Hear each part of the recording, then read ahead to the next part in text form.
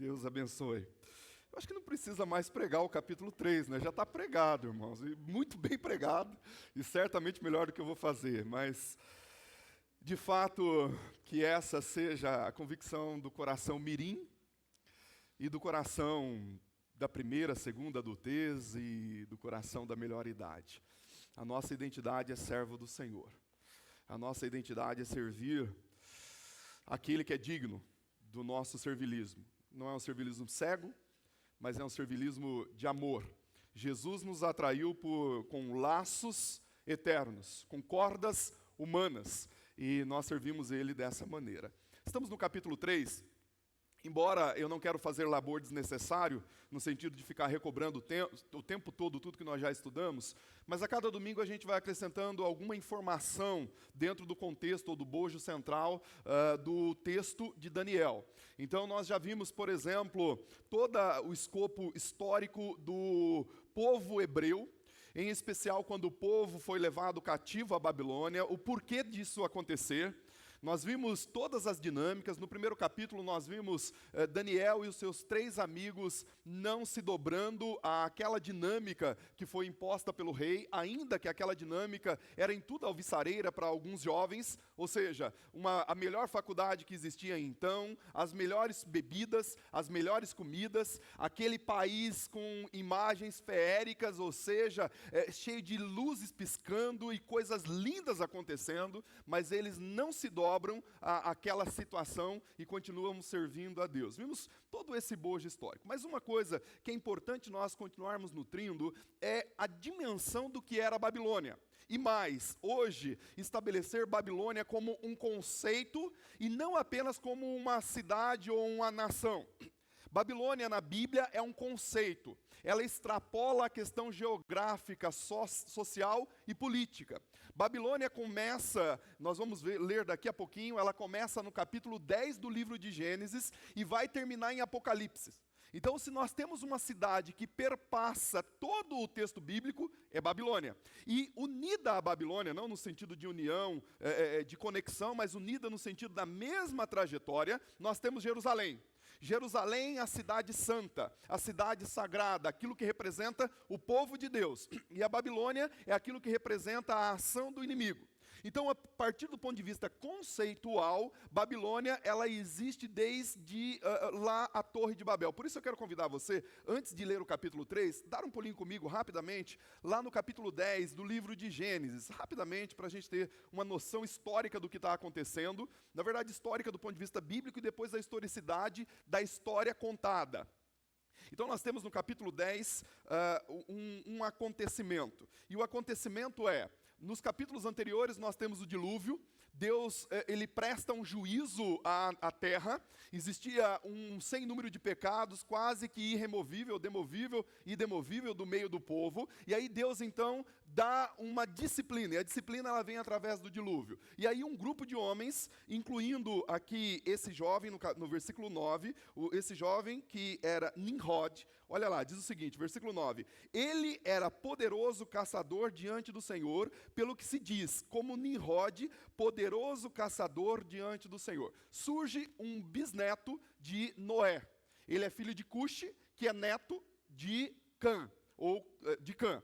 Vejam só, esse jovem, ele surge com uma missão maligna no seu coração. Ele agasalha no seu coração uma missão maligna. E a missão é constituir cidades e, ao mesmo tempo, construir uma torre que se conecte com o céu.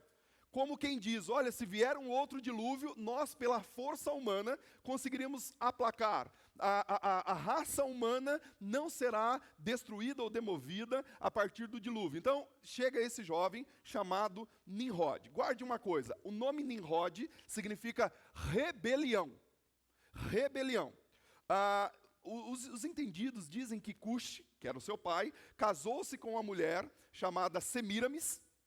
Essa mulher chamada Semíramis, inclusive, depois no conteúdo histórico, nós vamos ver ela graçando em muitos lugares, do ponto de vista filosófico. Por exemplo, a cédula de R$2, de R$10, de R$5, de R$50, de R$100, vai ter uma Semíramis ali.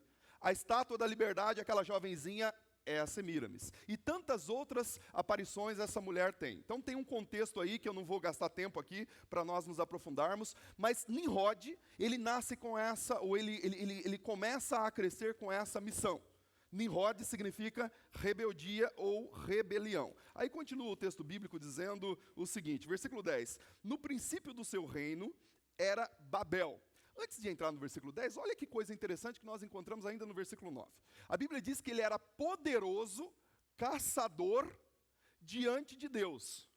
Gente, o que a gente caça diante de Deus? O texto bíblico aqui, naturalmente, não está dizendo de caça do ponto de vista de o animal ou animais. Nós sabemos que existia esse tipo de ofício naquele contexto. Mas aqui a Bíblia está dizendo que ele é poderoso, caçador diante de Deus. O que se caça diante de Deus? Dá um pulinho comigo rapidamente, a gente vai voltar para Daniel. O nosso foco é Daniel. Mas dá um pulinho comigo em Apocalipse capítulo 18. Rapidinho, lá no fim da Bíblia, capítulo 18. Nós vamos ler o versículo 12 e alguns versículos adjacentes, ou no contexto ali. Capítulo 18, versículo 12. Está falando, nós não lemos ainda o versículo seguinte lá de Gênesis, que é a composição do reino de Nimrod. Mas esse texto aqui está falando da Babilônia, especificamente o reinado de Babilônia. Eu já expliquei para os irmãos no contexto anterior, nos outros estudos, que Babilônia era famosa pelo seu mercado, ela tinha tudo que era tipo de mercadoria, ela tinha tudo que é tipo de condimentos, canela e etc., coisa que naquele tempo era muito escasso. Ela tinha um comércio exacerbado e era o lugar de troca, o lugar de compra, o lugar de venda. As pessoas movimentavam ali em Babilônia. Era um lugar extremamente operoso nesse lance do comércio. Olha o que diz o versículo 12. Diz assim, mercadorias como ouro, prata, pedras preciosas, pérolas, linho fino, púrpura, seda e tecido vermelho, e toda espécie de madeira aromática, e todo objeto de marfim, madeira muito preciosa, de bronze, de ferro e de mármore, dizendo lá, da Babilônia, e canela, e especiarias, perfume, mirra, incenso, vinho, azeite, flor de farinha e trigo, bois, ovelhas, cavalos, carros, escravos, gente. Finalmente, ela comercializava e caçava, inclusive, consciência humana, alma humana.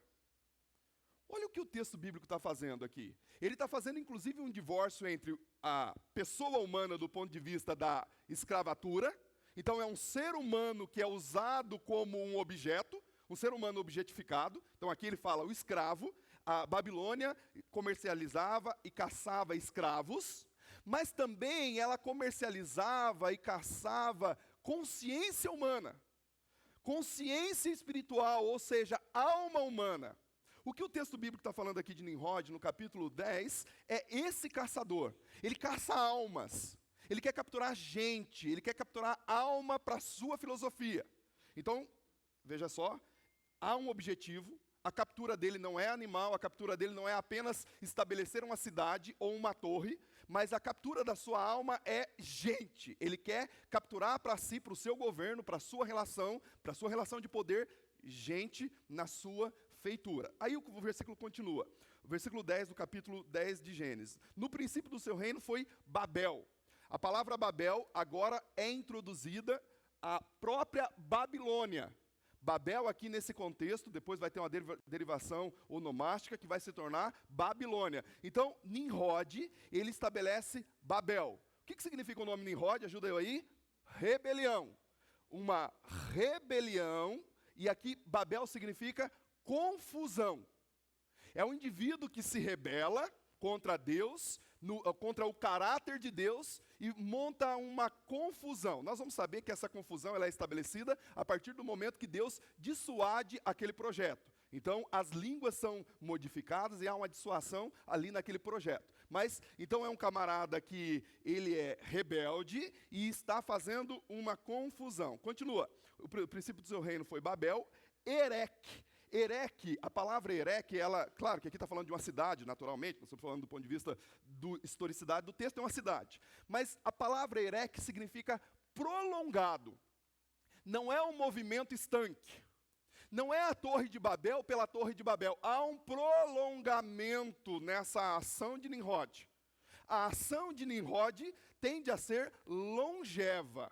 É um prolongamento, é uma ação que tem consequências futurísticas. Então, lembre-se, Babel começa em Gênesis e tem um prolongamento em toda a história e chega em até a Apocalipse. Aí ele continua o texto bíblico. O princípio do seu reino é Babel, Erech, Acade, não é? Acade significa sutileza, aquela coisa que não é feita às claras. Eu não sei se vocês já assistiram, eu já disse isso aqui em outras ocasiões. Existem filmes que mostram os acadianos. Os acadianos, eles tinham uma facilidade de agir na surdina. Eles eram muito sutis. Então, nesses filmes, mostram os acadianos, por exemplo, tomando outro império, de maneira que os comandantes do outro império só ficavam sabendo que eles estavam sendo agora tomados, depois que já estavam tomados. Eles agem ou agiam de maneira sutil. Então veja só, rebelde, causando uma rebelião por conta da sua própria origem, confusa, uma grande confusão no meio do povo de Deus, de maneira prolongada e com sutileza. Irmãos, a Babilônia, do ponto de vista espiritual, ela nunca chega escancarando a porta. A Babilônia é uma falsificação das ações, daquilo que é a proposta de Deus para as nossas vidas. E aqui, a nossa preocupação não deve ser, por exemplo, distinguir uma nota falsa de R$13. Alguém já disse para você, olha, tome cuidado com nota falsa, porque está rodando aí no mercado uma nota de R$13? Você já ouviu isso? De maneira alguma, porque a gente sabe que não existe nota de R$13. Agora, se alguém disser para você o seguinte, olha, tome cuidado, você cuida do caixa da empresa, tome cuidado, porque está rodando no mercado notas falsas de R$50. Aí você vai tomar cuidado, porque existe nota de R$50. Então, algumas coisas que Babilônia preconiza, de maneira sutil, elas até parecem com aquilo que, de fato, Deus colocou e pré-estabeleceu. Existem algumas dinâmicas, algumas derivações que têm uma certa aparição. Ou aparição no sentido de emergir, mas também parece com coisas de Deus. Mas está completamente antagônica à vontade de Deus. É apenas um simulacro, uma falsificação daquilo que é a proposta de Deus. Nós vamos ver que o capítulo 3 de Daniel tem uma conexão com o capítulo 13 de Apocalipse, que fala dessa mesma aparição, desse mesmo simulacro. Tá ok? Essa mesma simulação espiritual. Então o texto bíblico continua. O princípio do seu reino era Babel, Erech, Acade e Calné. Calné, essa ideia do Calné aqui é aquele que leva para a fortaleza de Anu. Depois você vai ter que ler o texto todo, não vai dar tempo de eu explicar item por item aqui. Essa fortaleza de Anu é o ambiente onde há uma concentração, é o ambiente onde há um desígnio direcionado para a feitura daquilo que é o antagonismo completo da vontade de Deus. E nós vamos ver isso acontecendo de maneira muito pontual quando a gente lê o livro do Apocalipse a partir do capítulo 12. Então, a partir do capítulo 12 do livro de Apocalipse, você vai ver isso acontecendo em gênero, número e grau, Satanás e os seus asseclas, os seus sequazes, levando parte do povo de Deus, inclusive, para esse espaço de concentração. No capítulo 13, por exemplo, há um momento onde o povo de Deus é obrigado a adorar a besta. Assim como o povo de Deus, o remanescente fiel, no capítulo 3 de Daniel, estava sendo obrigado a adorar a estátua erigida por Nabucodonosor. Tá ok? Então, é essa ação que começa com Nimrod. Nimrod estabelece a filosofia, Deus dá o juízo e acaba com aquela história naquele contexto. Babilônia continua. No século, 2 séculos depois da história de Nimrod, aparece um dos homens mais importantes da história. Nabucodonosor vai ser o maior, mas um dos homens mais importantes da história de Babilônia chama-se Hammurabi, ou Hammurabi. Hammurabi, ele, mais ou menos 1800 anos antes de Cristo, ele pré-estabelece um código de lei muito importante para a nação babilônica. E dentro desse código de lei, tem muitas coisas que inclusive vocês já devem ter lido, o código de Hammurabi, muitas coisas interessantes, mas um item é muito interessante para a gente destacar aqui, que a partir de algumas faltas ou algumas falhas que o cidadão cometesse, um dos desígnios e um dos justiçamentos era levar essa pessoa a ser cozida, ou ser queimada, ou ser incinerada, ou cremada numa fornalha ardente de fogo. Então, a história de Nabucodonosor lá fazendo isso não é nova. Não foi Nabucodonosor que colocou ali uma fornalha, quem sabe uma olaria, provavelmente uma olaria que fazia os tijolos ali para o império. Não é novo. Nabucodonosor apenas está fazendo algo que a história já contava. Então nós temos Nimrod, poderoso caçador diante do Senhor. Nós temos Hammurabi, onde o império da Babilônia ele dá uma subida exacerbada, quase 1000 anos de influência. Só que aí tem um outro grupo que toma a Babilônia, e nós temos esse grupo na Bíblia, os hititas, eles tomam Babilônia, tem um momento de declínio no Império Babilônico, depois novamente Babilônia sobe, depois tem um outro declínio no meio do Império Babilônico, e chega lá no ano de 689. Só estou fazendo esse registro histórico para a gente entender que também Babilônia, ela tem essa conexão histórica tão importante. O ano de 689, um rei que você conhece também a partir da Bíblia, chamado Senaqueribe, ele toma Babilônia e acaba. Eles quase que exterminam com tudo lá na Babilônia. Inclusive, ele achou que havia exterminado com tudo lá na Babilônia no ano de 689. Bom, Babilônia acaba, praticamente, mas surge um grupo, que vocês vão ouvir aqui muito nesse texto, o grupo chamado os caldeus. Os caldeus tomam a região, reestabelece a Babilônia e começa a formar um império poderosíssimo. E aí é esse grupo, chamado caldeus, que elege um jovenzinho para ser um general príncipe, que com 25 anos, no ano de 605 mais ou menos, vai tomar o Egito, ou melhor, vai passar pelo Egito, destrona antes disso, em 612, a Síria, com a capital Nínive, que também você já lembra, Nínive, lembra lá? Jonas foi pregar lá em Nínive. A Síria tinha sua capital Nínive. A Síria era um dos piores impérios que existia. Os mais truculentos de todos era o Império Assírio. Então, esse jovenzinho, ele passa por isso, e no ano 605 ele é declarado rei, o rei Nabucodonosor. Por que isso aqui é importante para nós, irmãos? Porque a história dessa cidade continua hoje no nosso meio.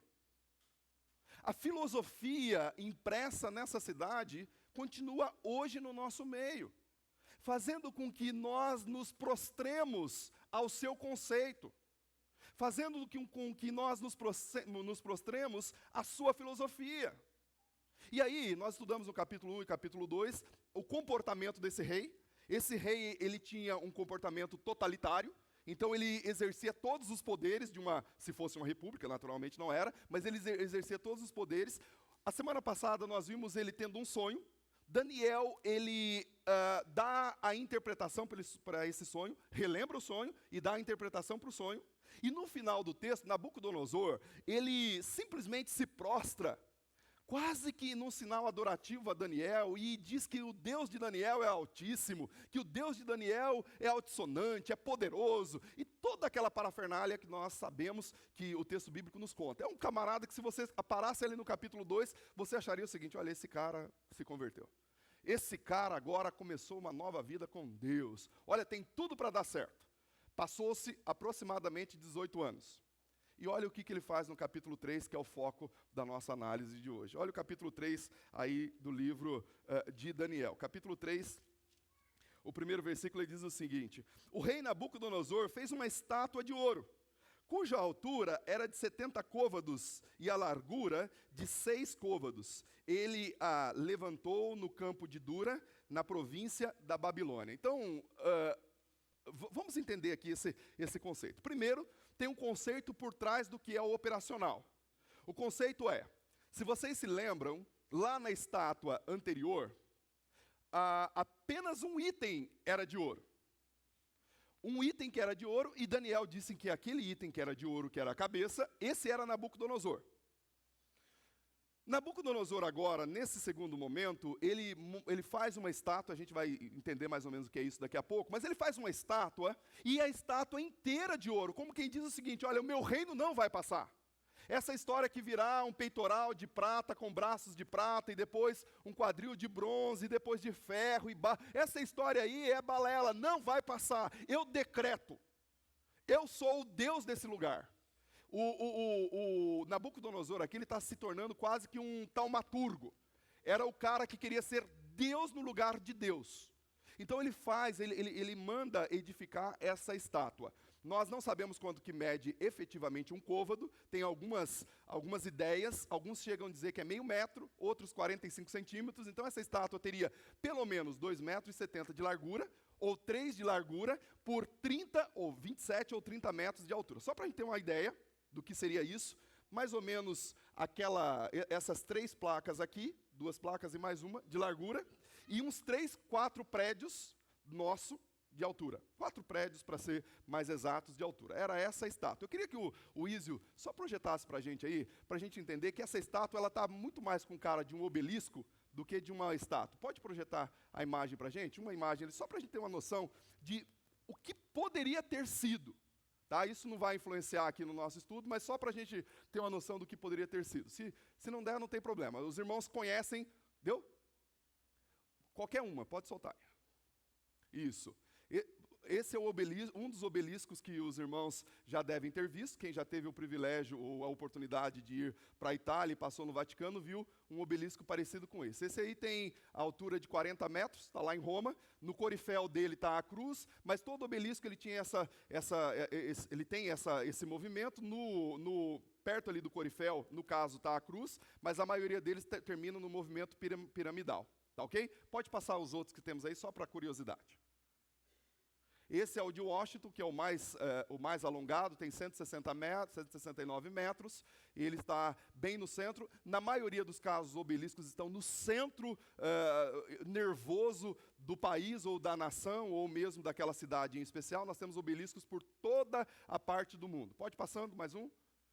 Esse aqui em Buenos Aires, talvez alguns irmãos já tenham visto. Pode passar. Esse aí é um poste ídolo. Quando você lê na Bíblia, assim, olha, especialmente no livro de Juízes, eu coloquei a licitação, mas na Bíblia, no Antigo Testamento, tem muitos lugares dizendo que o povo de Deus estava adorando postes ídolos e balaíns.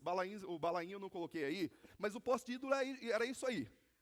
Assim como o obelisco tem um formato fálico, o poste ídolo era isso. Então o povo de Deus, imagine, o povo de Deus se prostrava pode voltar lá, se prostrava diante dessa imagem aqui, do poste ídolo, tá? Em adoração. Esse poste ídolo, já disse, um movimento fálico, uma imagem fálica. A ideia é que esse aqui era um membro do deus Tamuz, que era uma espécie de filho da Semíramis, aquela uma que eu falei no começo aqui. Okay? Então havia esse movimento adorativo. O que o Nabucodonosor está fazendo, alguns acham que é a imagem dele mesmo. Provavelmente não seria a imagem dele, porque o formato seria muito difícil para ser a imagem dele. E como isso era algo muito corrente naquele contexto, o Egito já fazia muito tempo os obeliscos para adoração, então Nabucodonosor provavelmente, diz os estudiosos, que seria um obelisco. Mas o problema esse obelisco ele não é de mármore, como a maioria era feito. Esse obelisco é feito integralmente de ouro. Aí alguém vai dizer assim, pastor, mas é muito difícil, haja ouro para fazer um obelisco desse tamanho. Imagina quantas toneladas de ouro. Irmãos, Nabucodonosor estava tomando o mundo, espoliando o mundo. Só o rei Davi havia provisionado para o templo, que depois Salomão vai executar, havia provisionado em torno de 100.000 talentos de ouro. Sabe quanto que pesa cada talento? 36 quilos. Então, só lá em Israel, ele teria tirado ouro suficiente para edificar uma estátua como essa ou muitas outras. Então, esse homem faz essa estátua numa planície, a Bíblia está dizendo lá em Durã, mais ou menos 8 quilômetros da distância. Alguns dizem de 800 metros até 8 quilômetros. Vamos esticar para 8 quilômetros da distância ali do centro da cidade. De ouro, ao ponto que qualquer pessoa que olhasse de todo o espaço geográfico veria a partir do reflexo do sol aquela iluminação. Como quem diz, aqui há um representante divino dos deuses, ou mais, há um taumaturgo, há um Deus aqui. E esse Deus chama-se Nabucodonosor. Eu sou o Deus. É essa a personificação que esse homem quer dar. Só que ele faz isso, nós lemos aqui, ele manda estabelecer essa estátua, com o movimento de adoração. E ele faz algo que é muito interessante. Eu não vou ler aqui todos os versículos bíblicos, porque há uma repetição, tá? Uma repetição contumaz. Primeiro ele diz o que tem que ser feito. Então, quando tocar os instrumentos, ele coloca instrumentos de corda, instrumentos de sopro, instrumentos de percussão.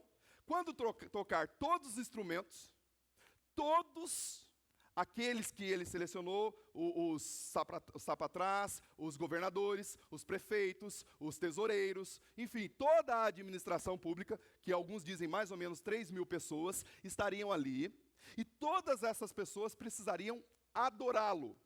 Então, naquele momento que tocasse essas músicas, as pessoas precisariam adorá-lo. Irmãos, isso aqui não parece um culto? Não parece um culto muito bem estabelecido? Inclusive com música muito boa? Porque imagina todos esses instrumentos tocando. Imagine aquela ambiência criada. Uma estátua como sendo o objeto da adoração.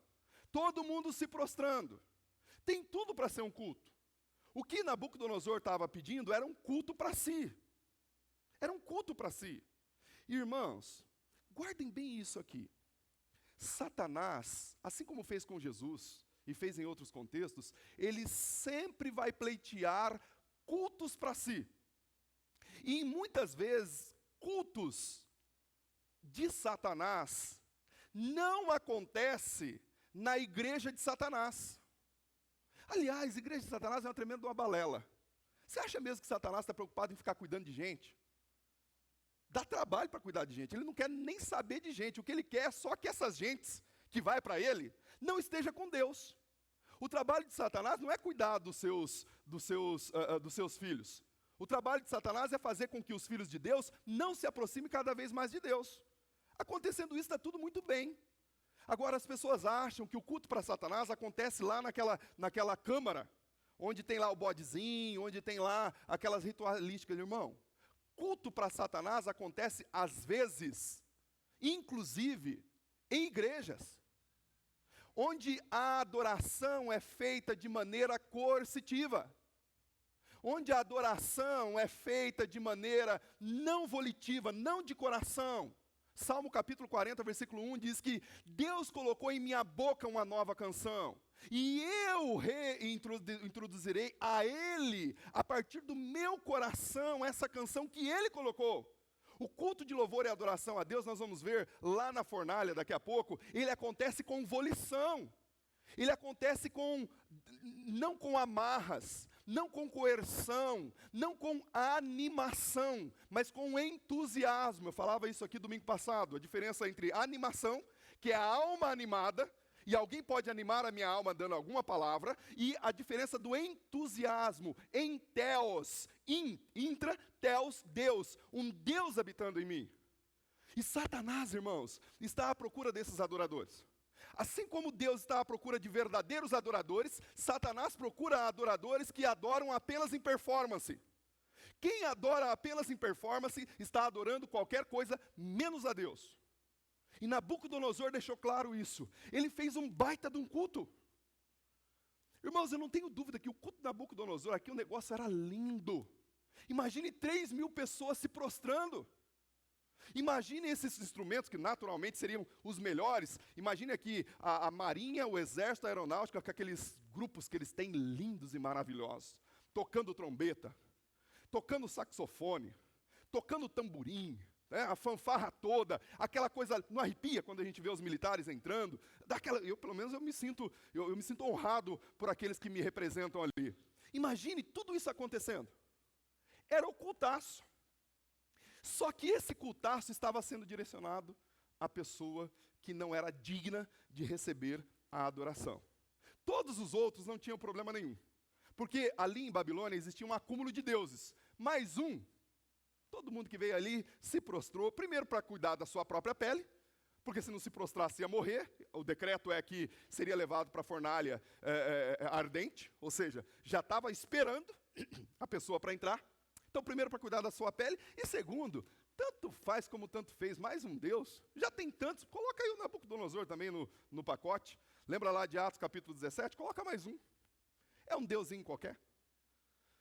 Só que tem um detalhe. No meio de todo esse grupo, tem 3 que são remanescentes fiéis. Tem 3 que entenderam que o culto não é de performance. Tem 3 que entenderam a fixidez adorativa e carrega a adoração, ou no seu coração um altar ambulante de adoração ao seu Deus. Tem 3 que entenderam que a fidelidade era inegociável, ainda que custasse a sua pele, como nós acabamos de ouvir na música. Tem 3 que entenderam que nenhuma dinâmica do mundo poderia tirar ou dissuadi-los de fazer a vontade de Deus e adorar somente a Deus, segundo o mandamento. Tem 3 que entenderam que as dinâmicas da sua vida, seja no seu trabalho, seja um chefe que pede algo que é extremamente incoerente, e com a possibilidade de você perder o emprego caso não o faça, entenderam que é mais importante, como diz o apóstolo Pedro, capítulo 5, versículo 29 de Atos, mais importante obedecer a Deus do que obedecer a homens. Tem 3 que entenderam que nenhum lucro compensa a falta ou a infidelidade a Deus. Nenhum coriféu sendo alçado na minha vida compensa o transigir, ou transgredir e transigir a lei do Senhor para a minha vida. Eu posso ser a pessoa mais bem reconhecida da cidade de Foz do Iguaçu, do Brasil, do Paraná, do mundo. Se eu estiver transigindo a vontade de Deus, haverá uma conta a ser paga. E eles entenderam isso. Aliás, no capítulo 2, o Daniel havia pedido para que eles ocupassem uma posição altaneira no governo. E eles já ocupavam essa posição altaneira. Em tese, eles deveriam estar em conluio com o próprio governo. Mas quando eles entenderam que a adoração, que é destinada só ao Deus Altíssimo, estava sendo agora redirecionada para um outro, eles disseram, não com nós. Irmãos, isso aqui é um aplicativo importante para o nosso coração. O que mede a sua fidelidade? Onde está a sua fidelidade? A sua fidelidade acaba quando tem a possibilidade de um lucro pessoal? A sua fidelidade acaba quando você tem que dizer não para alguém que você ama? Onde está a sua fidelidade?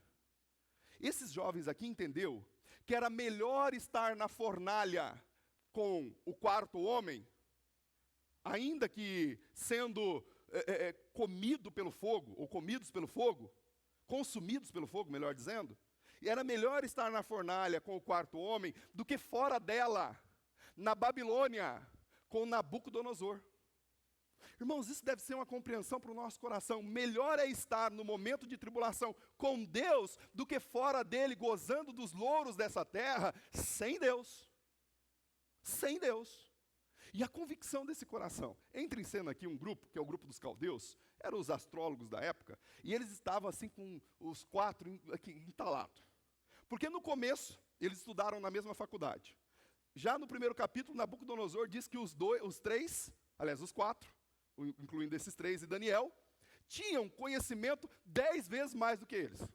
Ficaram, sabe, com dor de cotovelo não é de hoje não, viu, irmãos? Desde Caim já tinha. E aqui, dor de cotovelo. Inveja. E você sabia que tem crente invejoso também? Tem crente que tem inveja. É verdade, irmão, tem. É de se admirar, mas tem.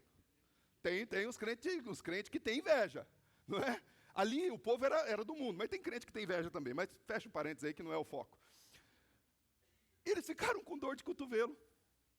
Quando todo mundo adorou, eu imagino 3.000 pessoas ou mais se prostrando e os 3 lá em pé.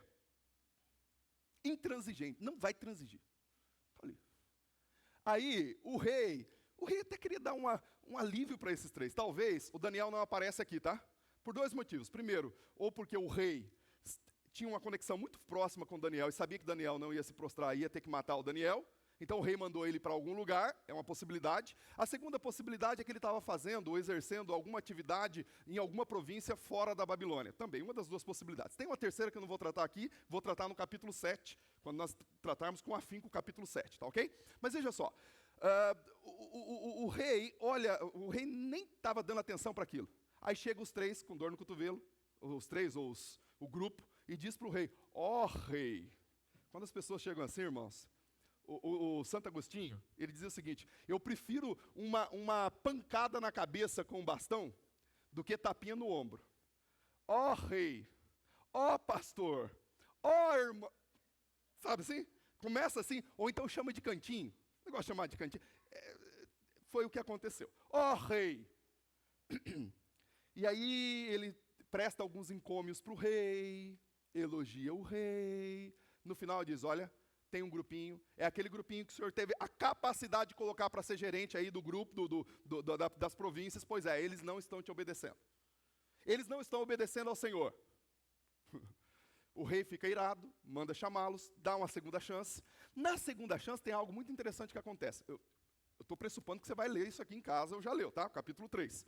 Na segunda chance, acontece algo muito legal. O rei diz o seguinte, olha, vai tocar tudo, vai acontecer tudo aí novamente, eu vou dar uma chance para vocês, porque afinal de contas, vocês são bons, eu não quero acabar com a vida de vocês, vocês têm o meu carinho aqui no império. Tal. Então, quando acontecer isso, vocês fazem o seguinte, vocês se prostram e adoram.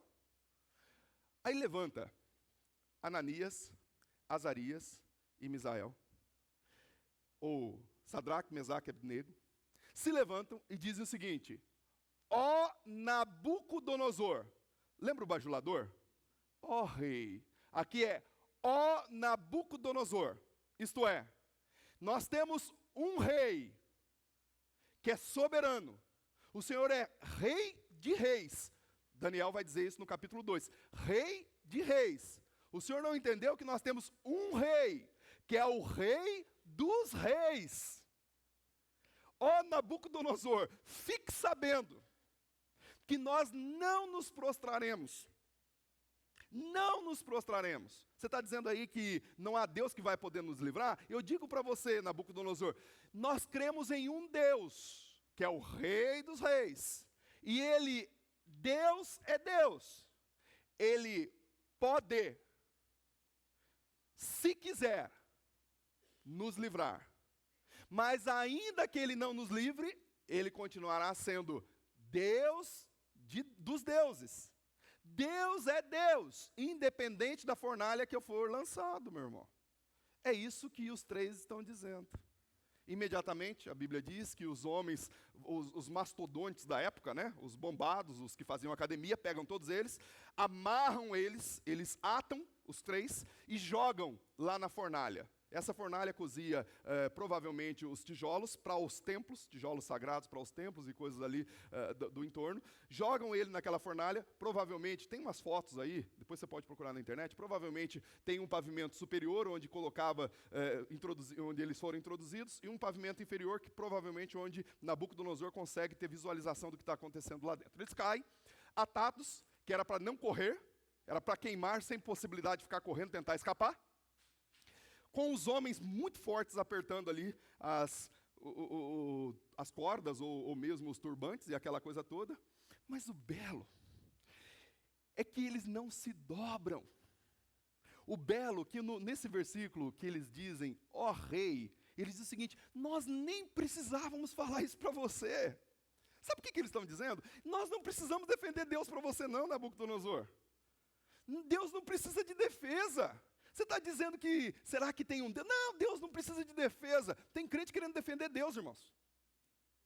Deus não precisa de defesa, é isso que eles estão dizendo. Nós nem precisávamos falar. Agora, como testemunho, eu não estou aqui como um apologeta, mas como um testemunho, ainda que a figueira não floresça, aí ele poderia citar Abacuque capítulo 2, todo, Deus é Deus.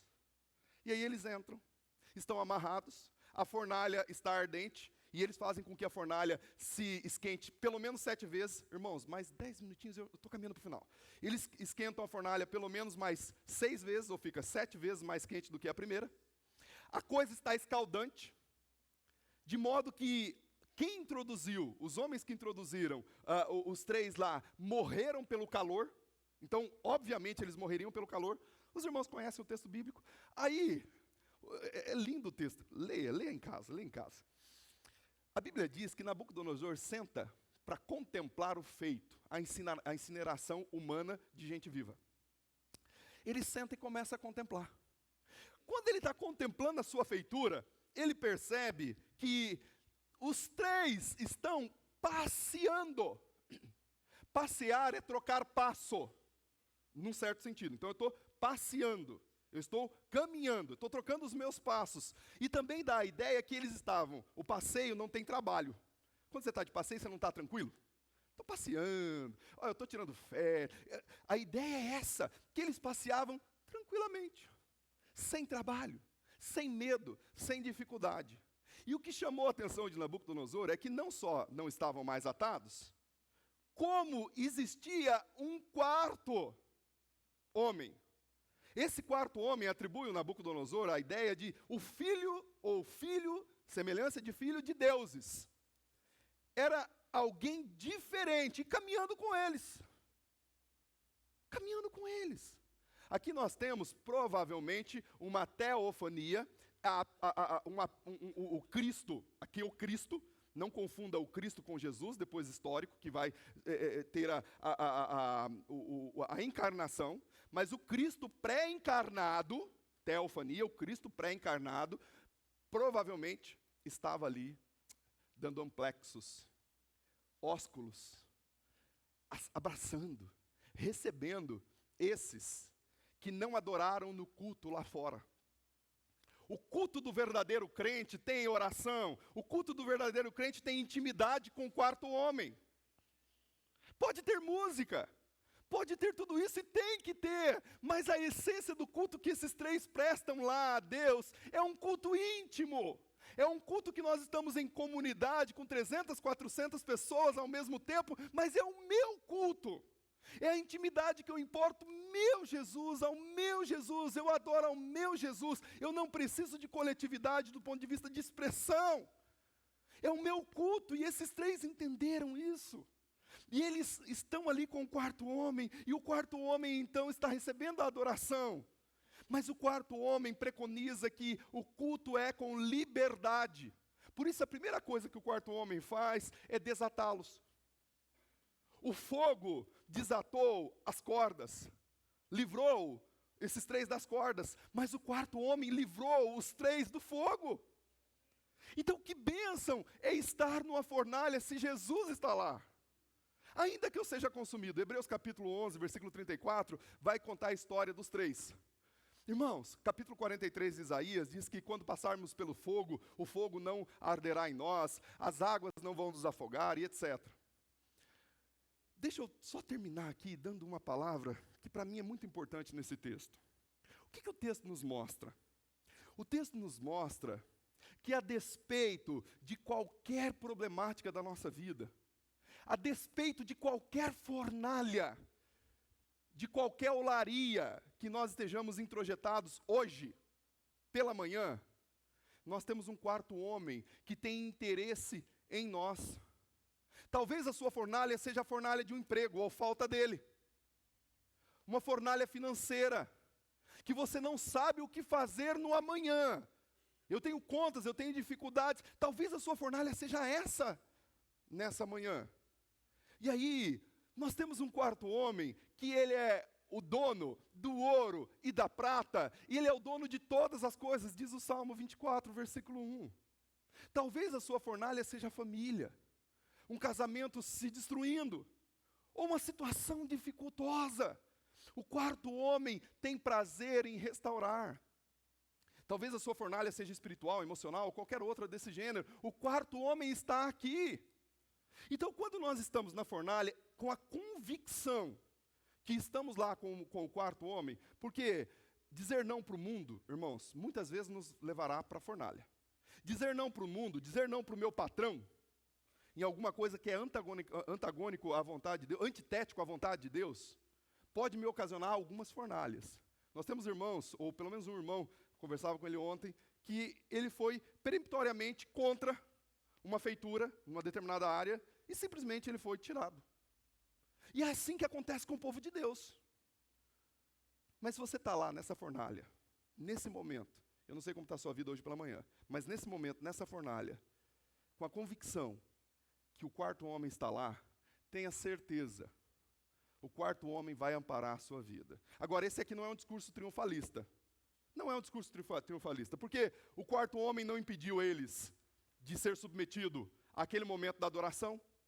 Eles que tiveram que tomar a postura volitiva de não adorar. O quarto homem não impediu eles de entrar na fornalha.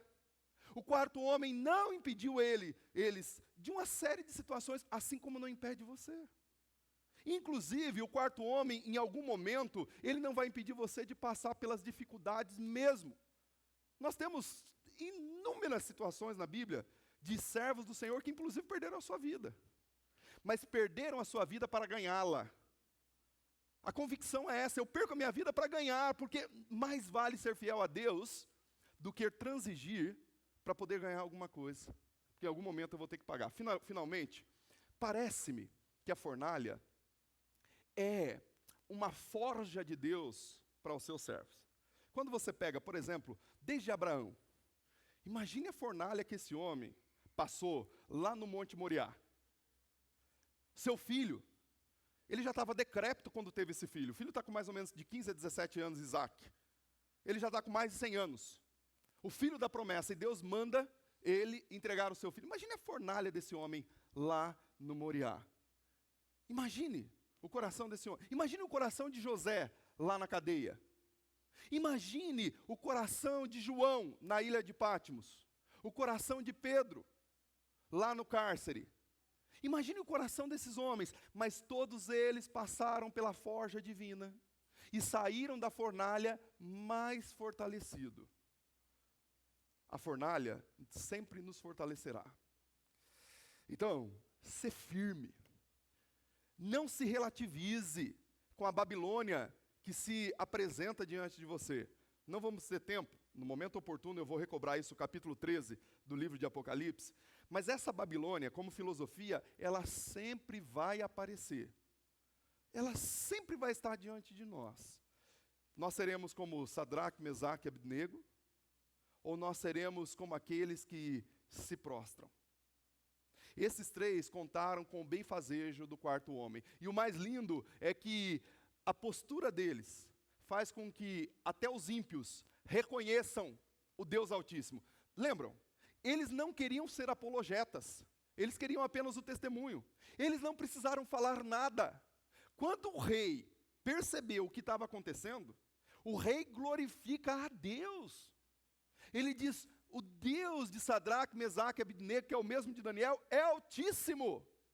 É o Deus dos deuses. É o Senhor dos senhores. Irmãos, isso aqui é um discurso de um crente. É o Deus dos deuses. E ele baixa um decreto. E o decreto dele é, ninguém vai mais blasfemar contra o Deus de Israel ou o Deus desses três homens. Em linhas gerais, o que ele está fazendo é o seguinte, agora está estabelecido mais uma religião aqui, vocês podem adorar esse Deus aqui em Babilônia. É isso que ele está falando, não é uma coisa tão espiritual, né, esse decreto, mas traz consigo uma convicção. Ao ponto do capítulo 4, nós vamos entrar semana que vem, é o único capítulo na Bíblia inédito. Aliás, esse capítulo é único desse gênero na Bíblia.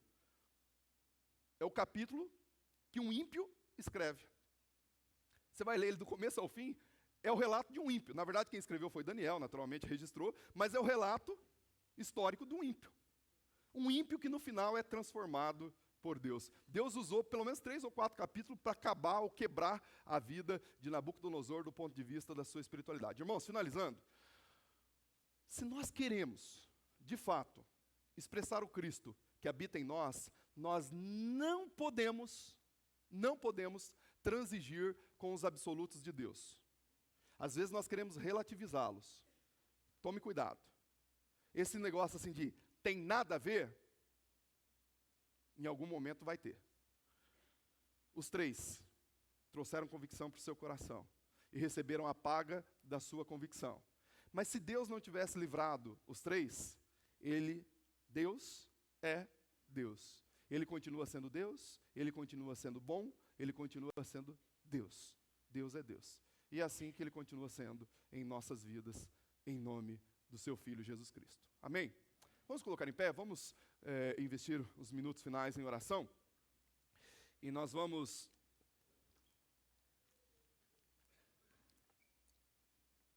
orar finalizando esse culto pelas nossas vidas. Mas, irmãos, quem sabe seja a pauta da oração do seu coração agora. A pauta do coração de quem entendeu que carece de fortalecer a sua fidelidade em Deus. de não mais relativizar aquilo que é absoluto. E aqui eu não estou dizendo para você ser um tolo.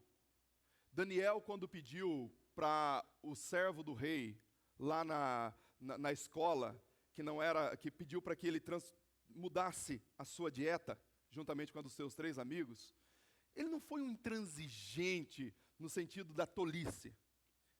Ele vai com amor e carinho, ele faz algumas explicações. Claro que chegaria um limite, que ele teria que se posicionar com toda a intransigência. Mas ele tem a sabedoria. 8,80 nem sempre funciona. Mas a sabedoria para lidar com as demandas.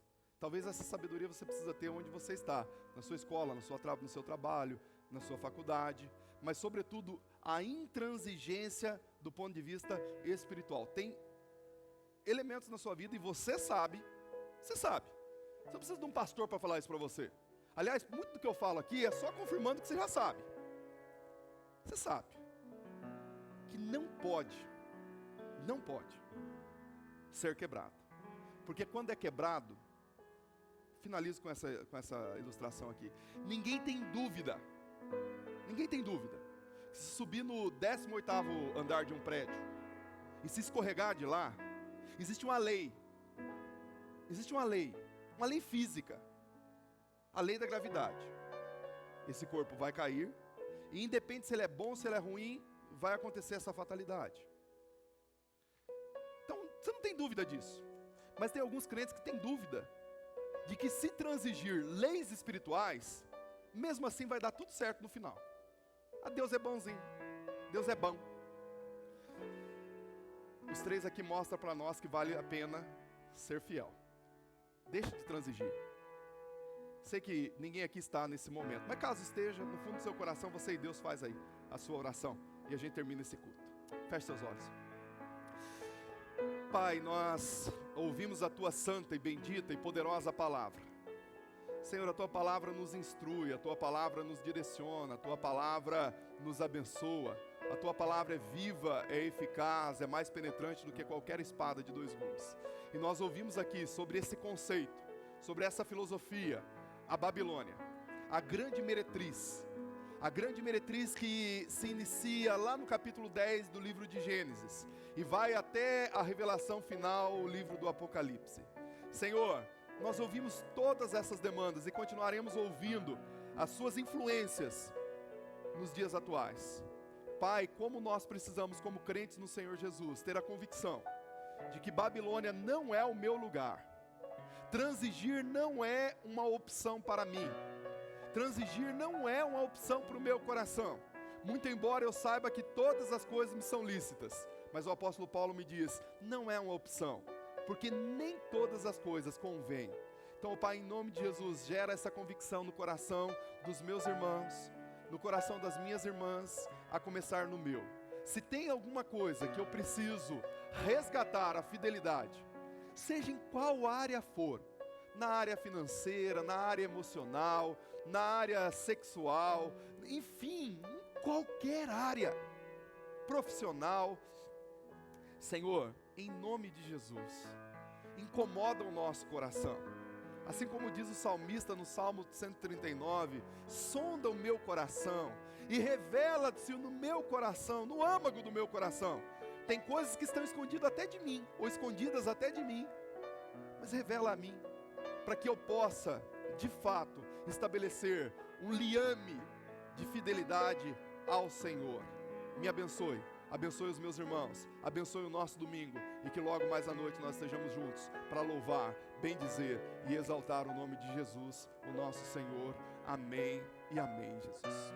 Deus te abençoe em nome de Jesus. Não saia sem dar aquele aperto de mão e aquele abraço gostoso.